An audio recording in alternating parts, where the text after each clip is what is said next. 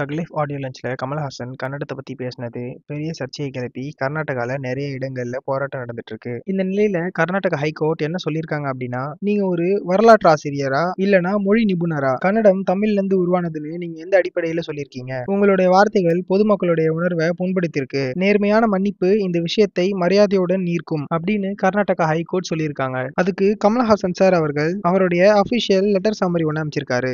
மே 30ஆம் தேதி Karnataka film chamber of commerce ஒரு லெட்டர் அமைச்சிருக்காங்க கமல் சாருக்கு. அதுக்கு கமல்ஹாசன் இப்போ ஒரு ரிப்ளை கொடுத்திருக்காரு. தக் லைஃப் ஆடியோ லான்ச்ல சொன்ன வார்த்தை டாக்டர் ராஜ்குமார் ஃபேமிலி பத்தி, எஸ்பெஷலி சிவராஜ்குமார் பத்தி ஜென்யூனா அஃபெக்ஷன்ல தான் சொன்னேன். ஆனா அதை ஃபியூ பீப்புள் ராங்கா எடுத்துக்கிட்டாங்க. கமல் சார் கிளியரா சொல்றாரு, நான் ஒன்னும் கன்னட லாங்குவேஜை இன்சல்ட் பண்ணல, நம்ம எல்லாரும் ஒரே குடும்பம் தான் சொல்லியிருக்காரு.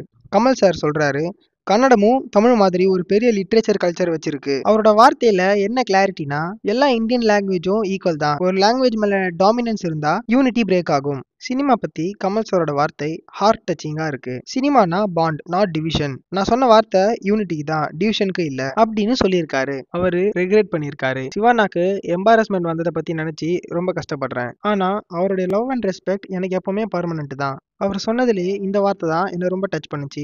அவர் அப்படி என்ன சொல்லியிருக்காரு அப்படின்னா, சினிமான்றது மக்களுக்கு நடுவில் எப்பவுமே ஒரு பிரிட்ஜா இருக்கணுமே தவிர அது எப்பவுமே ஒரு தடுப்பு சுவரா இருக்கக்கூடாது. அவர் கடைசியா என்ன சொல்லியிருக்காரு அப்படின்னா, இது ஒரு மிஸ் அண்டர்ஸ்டாண்டிங் தான், லவ் அண்ட் ரெஸ்பெக்ட் மட்டும்தான், அதை தாண்டி வேற ஒன்றும் இருக்கக்கூடாது. இது கமல்ஹாசன் சாரோட சந்தோஷமான சின்சியரான ரிப்ளை. இதை பத்தி நீங்க என்ன நினைக்கிறீங்கன்னு கமெண்ட் பண்ணுங்க. மற்றும் இந்த வீடியோ உங்களுக்கு பிடிச்சிருந்தா லைக் பண்ணி சப்ஸ்கிரைப் பண்ணுங்க. மறக்காம பெல் ஐக்கானையும் கிளிக் பண்ணுங்க.